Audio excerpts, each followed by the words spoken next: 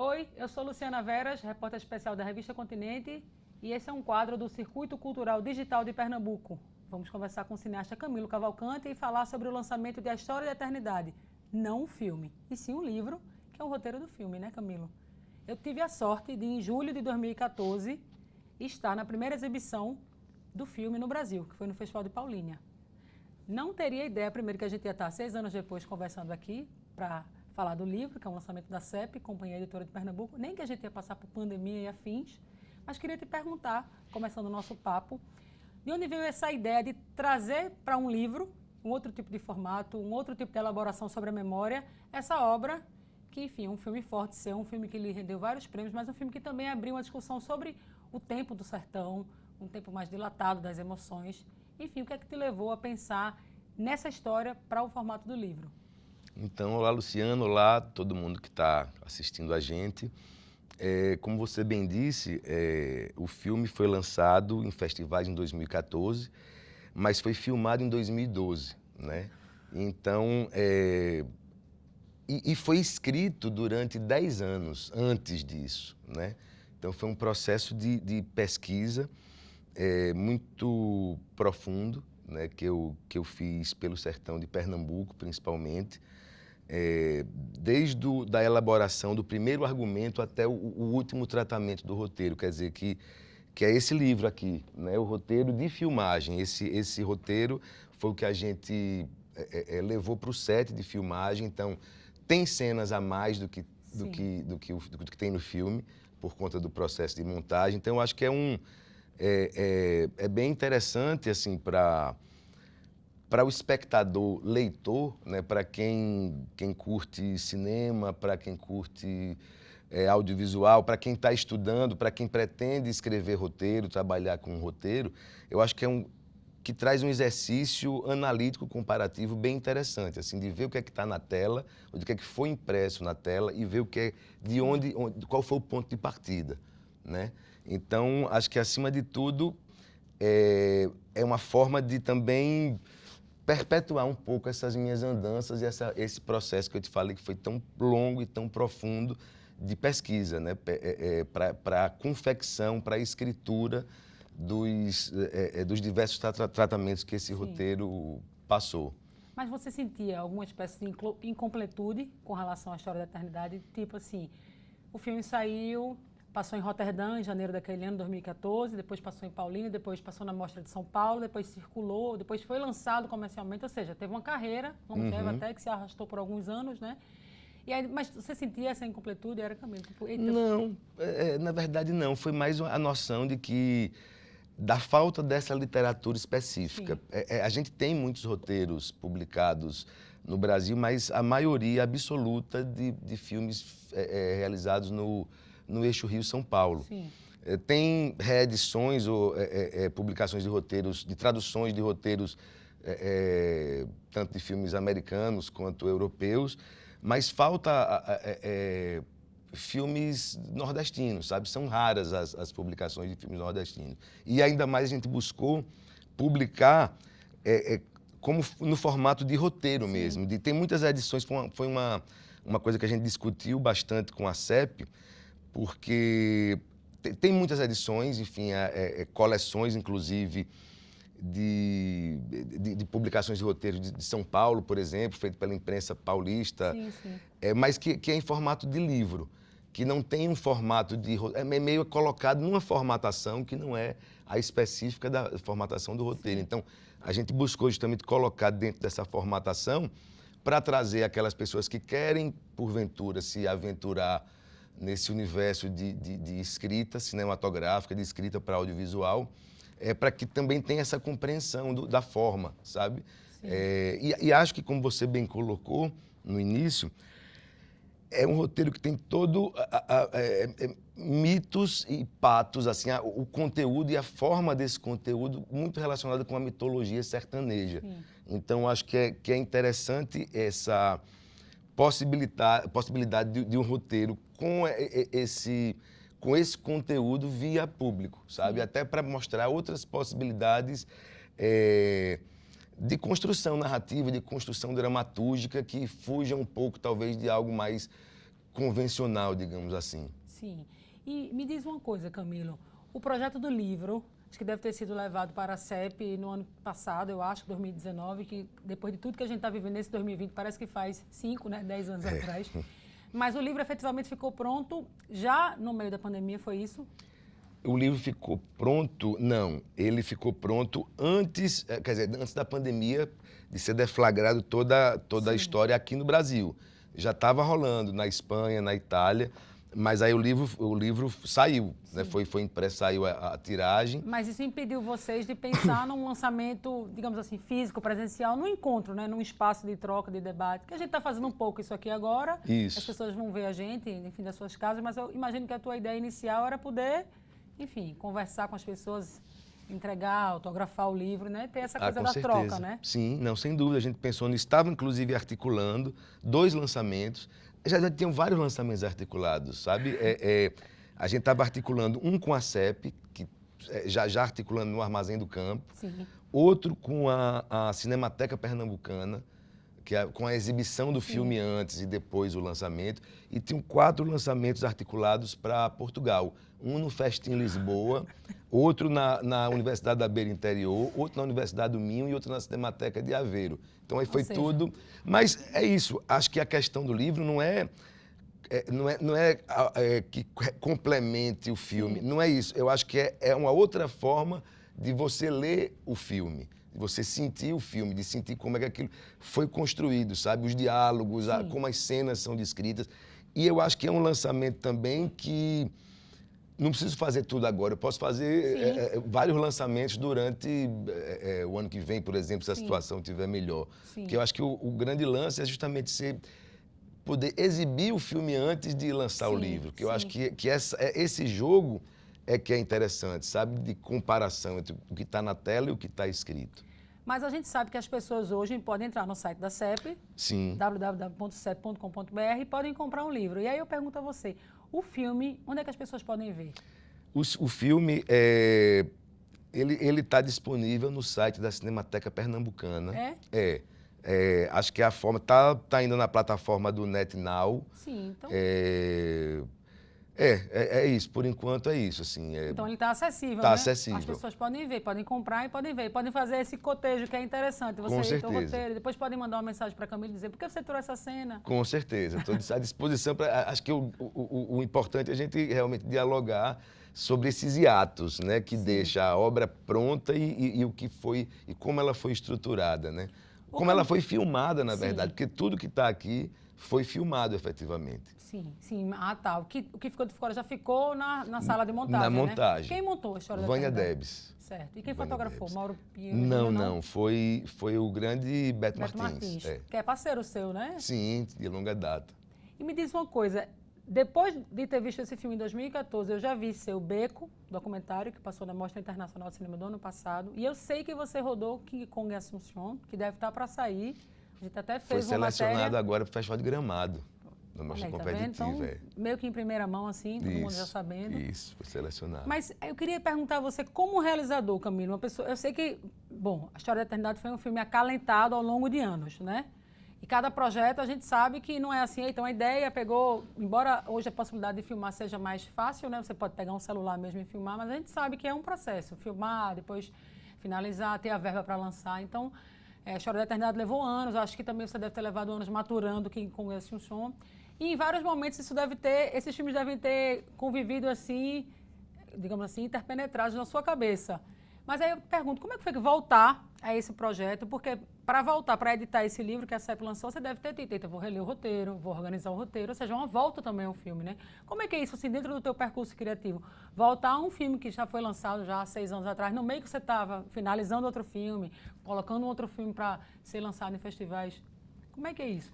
É bem puxado, mas é muito bacana, porque faz muito tempo que eu não via o filme, muito menos lia o roteiro. Então eu tive que ler tudo. E não só eu, várias pessoas revisaram, mas a primeira revisão foi a minha, digamos assim, vamos voltar o roteiro. Sim. Então eu meio que redescobri o filme de novo também, me trouxe memórias tanto da filmagem quanto da montagem. Por que isso não ficou de fora? Né? Foi mesmo feito. Sim, me trouxe essa nostalgia.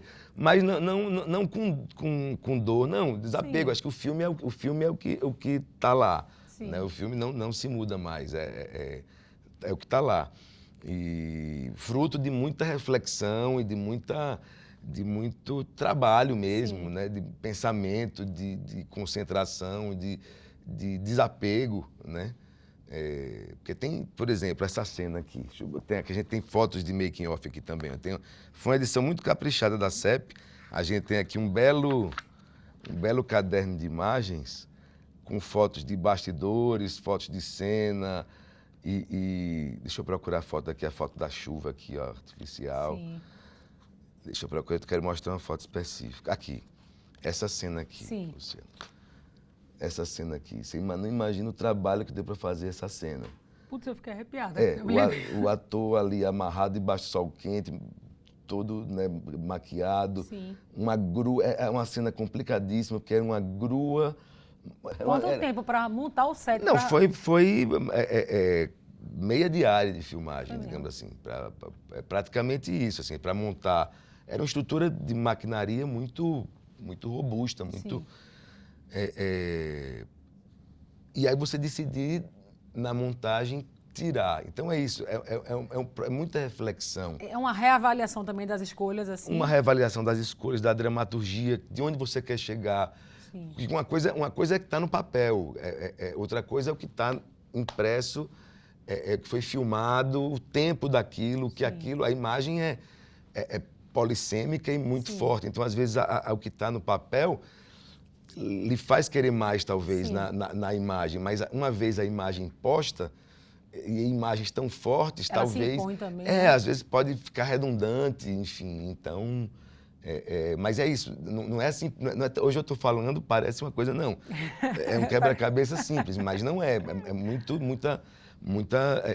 muito diálogo, muita ver e rever e sentir, até chegar realmente a esse desapego. Sim. Quase budista. Não, vamos tirar. Né? Eu acho que quando eu estava na faculdade de jornalismo, eu li em algum lugar, não vou lembrar o autor, a autora da frase, que era assim... Escrever bem é cortar palavras, ou seja, você tem que ser sintético. E assim, eu também lido com isso. Você já ressaltou o aspecto da beleza gráfica da edição e está muito bonita mesmo. Eu acho que dá para a gente tirar os chapéus imaginários aqui para a equipe de Diogo Guedes, que está à frente da CEP Editora. E aí eu quero fazer uma pequena provocação. Nesse processo todo de você revisitar o roteiro, e se estruturar internamente e sentar com as pessoas na CEP para ver, a gente vai fazer lançamento, vai assim, isso deve ter passado por você, assim, não é à toa você ter escolhido essa imagem, acho que é uma das cenas mais icônicas do filme, né? O personagem Irandi se veste com essa roupa feita de, acho que penduricalhos, espécie de manto, né? Espécie de manto, uma coisa meio Arthur Bispo do Rosário, assim, me remeteu, e faz aquela reedição, aquela interpretação de fala, né, da música dos Secos e Molhados, e aquilo ali enfim, o filme tem vários pontos dramáticos, mas ali talvez seja um redemoinho, né? Tudo meio que fica ali puxando os personagens para aquilo. Eu pergunto, nessa pequena provocação, quando você estava nesse processo assim de, eita, vou reler esse roteiro e trazer para o livro, ficasse pensando assim, poxa, e se esse personagem de Irandi não fosse de Irandi? E se de repente o personagem daquele cego do cego Aderaldo, fosse interpretado por outro ator? Ou você, quando escreveu o roteiro, já tinha muito claro em mente, não, aqui vai ser Irandi, que vai ser outro ator e tal. Tinha isso. Sim, continua. Não, era isso. E se essa coisa de você revisitar o roteiro te fez pensar, eita, mas e se eu tivesse pensado em outra pessoa para interpretar a sobrinha de Irandi, por exemplo? Não. Na verdade, não. Me deu só a certeza, cristalizou, assim, as boas escolhas que foram feitas, assim, para os personagens, dos atores. Sim. A personagem de Querência e das Dores... foram escritas já pensando na Marcélia Cartacho e na Zezita Matos. Assim, mas os outros não. Os outros personagens não. E aí foi uma busca mesmo de encontros, de perfis. Por exemplo, o Cego Aderaldo, o personagem que faz o ator que faz o personagem de Cego Aderaldo, que é Leonardo França, que é um ator baiano, eu conheci ele aqui... ainda quando eu estava com a ideia de fazer o longa. Ainda não tinha, acho que não tinha, talvez tinha um argumento, mas não tinha ainda nem roteiro. Ele vinha com uma trupe de atores se apresentando e veio para Recife. Ele tocava sanfona, tinha um outro que tocava cello. E aí a gente se conheceu e depois fomos confraternizar. Ele era muito amigo de Nicolás, que é o técnico de som direto do filme. Vamos confraternizar e naquela bebedeira toda eu digo, rapaz, imita um cego aí tocando sanfona. Aí eu digo, rapaz, eu tô pensando uma ideia aí, não sei o quê, talvez um dia, quem sabe, me dê seu telefone aí, seu contato. Ele botou num guardanapo, eu guardei aquele guardanapo numa gaveta. Anos depois, a gente fez muitos testes e pensei até se chamar Gero Camilo. Cheguei a convidar Gero Camilo para o papel do Cego Aderaldo, mas ele disse que tinha feito um cego recentemente e não queria mais fazer papel de deficiente visual naquele momento. E eu me lembrei, fui na gaveta, ó, aqui. Sério? Léo França. Vamos lá e vamos fazer um teste com ele agora para valer. Aí fizemos não só com ele. A Alfonsina também, só para complementar, porque testes. A gente testou pessoas, meninas, jovens, com o perfil da personagem, testou em Salvador, muita gente do elenco do filme, como é a adaptação de Jorge Amado? Quincas de Barro d'Água? Não, o dos meninos, Deus, a obra mais famosa talvez de Capitães de Areia? Capitães da Areia. Muita gente, muitas moças que tinham feito Capitães de Areia fizeram teste também. Testei no Rio Grande do Norte, testei na Paraíba. E, por último, assim, eu já tinha visto um curta com a Débora, que poxa, é muito boa. Mas testei em vários lugares antes, para no último chegar lá e dizer, não, é ela, tem o que é. E assim foi feito com o Cego Aderaldo também, mas algo que já estava escrito há muito tempo atrás, assim. Você contou essa história e eu me lembrei que pude conversar com o Paulo Bruschi, artista, poeta, multimídia, como ele mesmo se descreve, e a gente publicou um depoimento dele na edição de agosto da revista Continente, e ele também falou algo assim, que ele disse que a inspiração pode estar em qualquer lugar, então guardanapo em mesa de restaurante, em mesa de bar, anotações que você faz e guarda numa gaveta, como se fosse um escaninho da memória que depois você resgata. E a gente está falando de um filme que virou um livro, no momento em que o país da gente não sabe lidar bem com memória, a gente sabe disso, né? E no momento em que o país também vive sob um governo que parece não gostar muito das artes, não gostar muito da cultura, não gostar muito da imprensa ou do pensamento crítico. Você é um cineasta que lida com a memória, seus filmes trabalham com isso.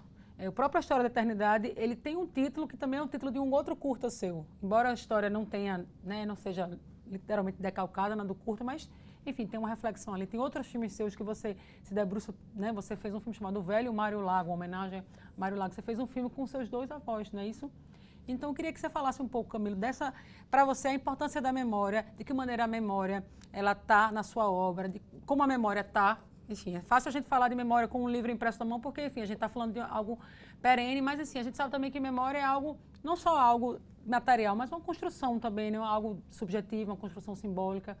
E que eu particularmente penso que tem muita ressonância num país como o nosso, que não sabe lidar com essa memória.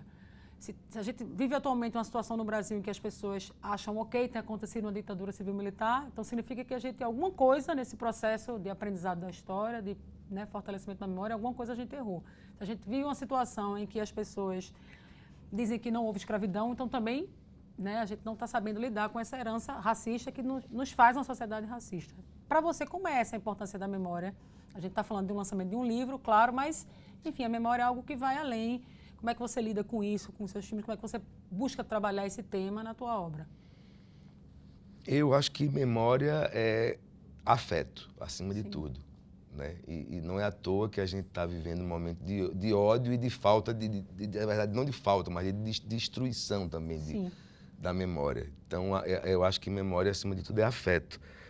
E é muito triste ver um país sendo tomado por um ódio fundamentalista de uma forma geral, assim, que está crescendo, que está parece que é um bicho que estava, sabe, é um bicho que está preso dentro de um saco. Você não sabe o que é. Aí soltou, né?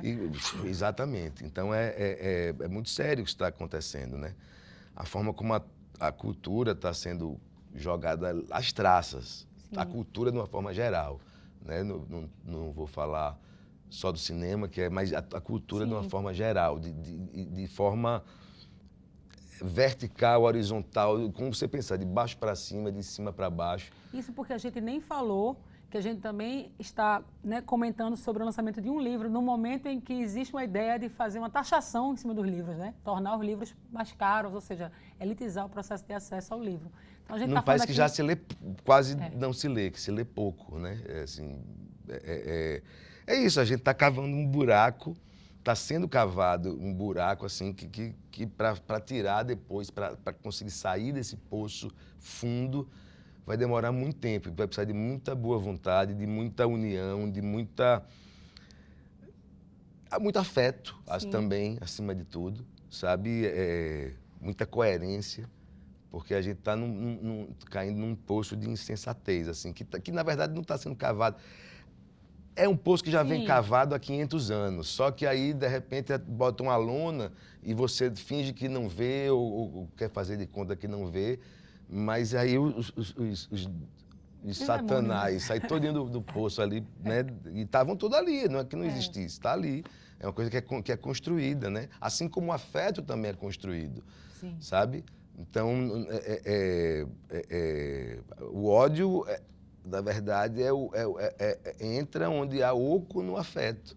Né? Então, a gente vive num processo de... Veja bem, eu estou falando de afeto, estou falando de alegria, porque somos muito alegres, muito felizes, muito efusivos, mas eu estou falando de afeto. Alegria não é afeto, necessariamente. Né? Então, acho que a questão é muito profunda e está muito enraizada. Eu comecei relendo o livro, o roteiro, para fazer a revisão. Eu notei uma coisa, assim, que tem uma metáfora que hoje ela é mais forte. Do personagem de Joãozinho ser o artista que vai... não cabe ali, talvez, né? Que não caiba. O artista, ele cabe em todo canto, mas como é que recebem o artista? Ele luta a sua luta insana, mas ao mesmo tempo muito justa e muito honesta. E ao mesmo tempo o irmão dele chega lá e é explícito, tira o disco, pisa, chuta a radiola, cale a boca, não faça essa palhaçada. Que é o personagem de Cláudio Jaborandi, que Cláudio Jaborandi quer dizer que é o que está, esse espírito bolsonarista de hoje em dia, é meio assim, é uma metáfora disso, assim, e é muito clara, porque é isso que estão fazendo mesmo. Cale, você não fale, sabe? Não se apresente, a gente não quer arte, não quer essa sua arte. Acabou-se a mamata, né? Criou-se uma demonização do artista e das artes, mas principalmente dos artistas, né? Que fica a mesma coisa da mamadeira de piroca, né? Um negócio que nunca existiu. Aí é isso, todo artista é ladrão, todo artista rouba dinheiro público, todo artista... Eu posso falar por mim e pelas aquelas, assim, contar 5 pessoas que estão na minha rede de alcance. Eu não conheço nenhum, pelo menos da parte de cinema e de teatro também, e de música também, ninguém que tenha uma vida, digamos assim... Tranquilinha assim, né? Tranquilo, não, que é difícil alguém com uma vida digna, inclusive. As pessoas batalham muito, as pessoas subsistem, sabe? Ainda mais em tempos pandêmicos, né? Que as produções pararam, claro, e que, enfim, subsistir, sobreviver ficou ainda mais difícil. Ainda mais difícil, mas independente da pandemia, óbvio, porque atravancou ainda mais, mas desde o governo Temer, vamos ser bem claros, que as coisas começaram a ficar... emperradas, na verdade. E emperradas, eu digo, não é nem não vamos lançar mais editais, não. Vamos emperrar o que já foi aprovado. Tem gente que tem filme, tem projetos culturais aprovados há 2, 3 anos atrás e que não recebe os recursos. Então, E não se sabe por quê, né? Se sabe por quê, porque não querem, porque querem travar, né? Você vê a Cinemateca Brasileira, a arca que guarda toda a nossa memória audiovisual, né? Onde a gente, quando você faz um filme, você tem que depositar, fazer uma cópia legal de uma cópia para ficar...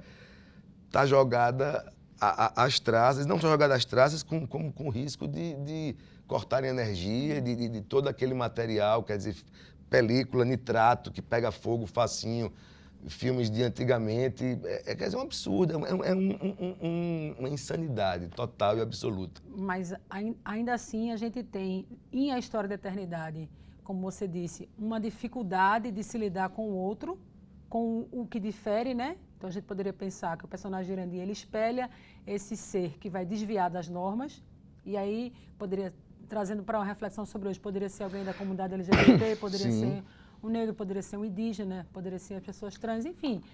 Mas, e tem esse irmão que faz questão de dizer, isso aqui eu não aceito, você não é bem-vindo desse jeito aqui em casa, você não pode ser quem você quer ser. Exatamente. Quase como assim, a gente não tolera a diferença, né? No entanto, existe uma resistência. Assim como no seu filme ele resiste, existe o fato de que a gente está falando de um livro que está sendo lançado em livro, enfim, em papel, né, por uma companhia editora pública de um estado, ou seja, né, um investimento público, dentro de uma visão de que é preciso sim investir, não apenas em livros, mas em livros que falem de filmes, em livros que tragam reflexões, ou apenas, como você disse, que sejam sim documentos. Se alguém quiser daqui a 50 anos estudar como era o roteiro da História da Eternidade, longa que Camilo Cavalcante lançou em 2014, bom, tem esse livro que foi lançado pela CEP em 2020. É importantíssimo esse tipo de iniciativa, porque é importante entender que a arte, sabe, é a alma de um povo. A arte, estou falando de toda a arte, não só da arte popular, da arte erudita, de tudo que é produzido, né, dentro de uma sociedade, representa ali seu povo, de certa forma. E se a gente não tem arte, então como é que em que o povo vai se espelhar? Sabe? É só simplesmente nos produtos, no que é empurrado, né? E é preciso realmente de um apoio, de um incentivo, sabe, público, para que não se rompa um ciclo que é um ciclo economicamente importantíssimo também, né, para essa cadeia econômica de um estado, de um país, de uma cidade, né? Sim, como você disse, a arte nos faz nos reconhecer como povo, como nação, acho que nos ajuda a forjar uma identidade. É importante para a constituição subjetiva do brasileiro, de nós brasileiras, como, né, como povo. E, no entanto, a gente vive esse momento em que isso está, né, existem, digamos assim, milhões e milhões, milhares de brasileiras que acham que a arte não é importante. Mas, enfim, estamos aí também, acho que para resistir, eu como jornalista, você como cineasta, as pessoas que estão nos vendo em casa. Sim, certamente. Em cada sua vereda de ação, tem que contribuir um pouco com essa resistência, né? Não, e o novo sempre vem, né? Como já disse o grande Belchior. Isso. O novo sempre vem. Eu, quando comecei, Luciana, foi justamente em 1995. Era 25 anos atrás. A era Collor, quer dizer, fechou em Embrafilme, não tinha produção nacional, não tinha nada sendo realizado. Aí veio o advento das câmeras VHS compacta, logo depois Hi8, não sei o que se popularizaram. Mas você chegou a filmar em uma TIC, não? Ainda assim? Também. Eu passei por todos os suportes. Então, é isso que a inquietude, como diz o Baile Perfumado, né? Só os inquietos podem mudar o mundo, e é verdade. No final do Baile Perfumado, né? Que é belíssimo aquele final. Então, essa inquietude sempre vem, retraduzindo, como o Belchior disse, o novo sempre vem.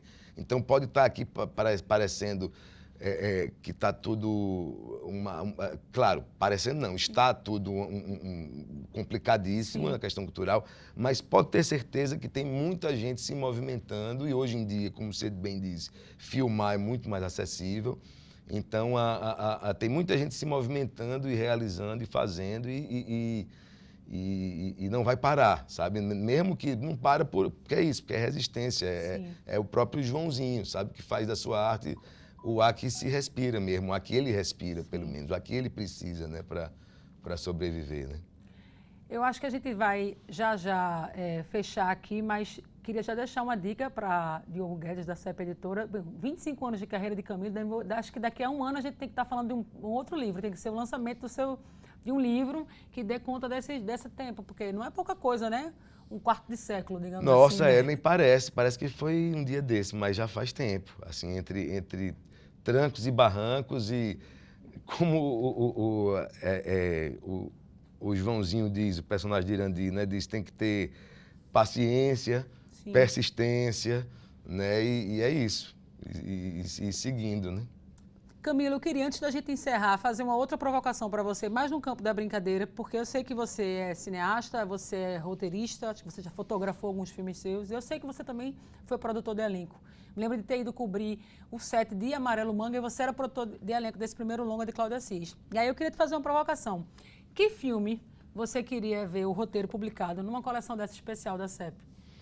De algum filme. Pernambucano ou não? Pernambucano seria melhor porque a gente também ajuda a Sim, criar não, vamos, essa claro. nossa biblioteca, né, do cinema pernambucano, mas Você falou do Amarelo Manga, o próprio Amarelo Manga. Acho que é um roteiro que tem diálogos muito instigantes, assim. Muito instigantes. Foi um filme que, assim como o Baile Perfumado, ali em 97, alguns anos depois, né, o Amarelo Manga teve essa função de reunir muita gente em termos de cooperativa mesmo, assim, para se realizar aquele trabalho. Né? É isso, filme de baixo orçamento, assim como foi também a História da Eternidade, você só faz com a colaboração dos artistas, dos técnicos, das pessoas mesmo, sabe? Então eu gostaria muito de ver o Amarelo Manga e o Baixinho das Bestas também. Gostaria de ver publicado. Eu fico pensando se depois que eu lançar King Kong ganhasse um Sion, que eu acho que é o seu próximo longa-metragem a ser lançado, né? Quando, enfim, quando a gente tiver a possibilidade de ter novos lançamentos, se também não vai ser algo interessante trazer esse roteiro, pois é um filme seu que se passa na América Latina como um todo. Você sai um pouco da geografia pernambucana do sertão e fala de um matador, já dando um pequeno spoiler, que não é spoiler, né? Porque, enfim... Não, pode, claro. E que tem uma história que vai... Na verdade, ele vai em busca da sua própria história, não é isso? Ele vai tentar encontrar a filha que ele nunca conheceu, um matador velho, né, que já está numa crise existencial, num momento reflexivo, e decide parar de matar, pegar a última recompensa e ir em busca dessa filha que ele nunca conheceu. E aí ele vai bater em Assunção. Vai bater em Assunção, atrás da filha, exatamente. Começa no Salar de Uyuni, a gente atravessa a Bolívia por regiões, a região do deserto, depois regiões montanhosas, regiões mais de floresta também, até atravessar a fronteira pelo Chaco paraguaio, chega em Filadélfia e vai para Assunção. É um filme de estrada e a aventura foi filmar esse filme, né? Infelizmente o ator faleceu no ano passado, o protagonista, Andrade Júnior. Então ele não vai ver o filme, pronto, mas vai reviver nas telas, enfim, agora com o lançamento, pra gente é importante, assim, que ele tá fantástico, a interpretação dele. Você falou do livro, só acho que o tempo já está meio quase estourando, né? Eu tenho uma ideia de fazer, no caso do King Kong, não o roteiro, mas um livro de fotos, com fotos instantâneas, que eu fiz durante a viagem. Enfim, com uma maquinazinha instantânea. Quase como um diário de filmagem, mas em fotos? Nem era. Porque às vezes eu nem me lembro, eu andava com a máquina aqui para ver se eu me forçava a fotografar, mas durante o processo você não... Às vezes tirava uma foto que não tinha nada a ver especificamente com a cena ou com o filme, mas de algo que eu estava, vamos aqui. Então é um processo estranho, derivado do filme, mas que necessariamente não tem só a ver com o filme. Mas aí tem essas fotinhas. As fotos tem umas fotos interessantes, outras nem tanto. Mas é isso, como diz aí, erra melhor, né? Tenta outra vez, erra melhor, né? É bem por aí. Acho que o acerto, às vezes, não... O acerto é óbvio e não tem graça, não é divertido o acerto. É um pouco o que Guimarães Rosa diz em Grande Sertão Veredas. O real não se apresenta nem na chegada, nem na saída. Ele se dispõe para a gente no meio da travessia, né? É você ali atravessando, fazendo o caminho que está vivendo já o real. É onde o bicho pega. Então é isso, a história da eternidade, o roteiro original do filme e um lançamento da CEP Editora, à venda no site editora.cep.com.br. Esse é Camilo Cavalcante, um prazer sempre conversar com você. Obrigada por ter falado um pouco sobre o livro. E queria que a gente se despedisse, você explicando, porque além do roteiro do filme, de um caderno de fotos belíssimas, a gente tem 4 textos que compõem uma espécie de fortuna crítica sobre esse lançamento da CEP, não é isso? Ô, Luciana, eu que agradeço, foi ótimo nossa conversa. É isso, nesse livro aqui a gente tem 4 textos, um texto do Arthur Chechel, texto do professor Paulo Cunha, aqui da Universidade Federal de Pernambuco, e texto de 2 professores da Universidade da Beira Interior, em Portugal, professora Catarina Pereira e João de Mancelos. E além de um belo caderno de imagens, além da ficha técnica com toda a equipe que fez parte do filme. Eu agradeço demais, essa conversa foi ótima. E é isso, muito obrigado a todo mundo, um grande abraço. Obrigada a você que nos viu. Obrigada a você que vai ver a gente bem depois. Esse livro está à venda no site da CEP, A História da Eternidade. Viva o cinema pernambucano, viva o jornalismo pernambucano e viva a arte brasileira que há de resistir.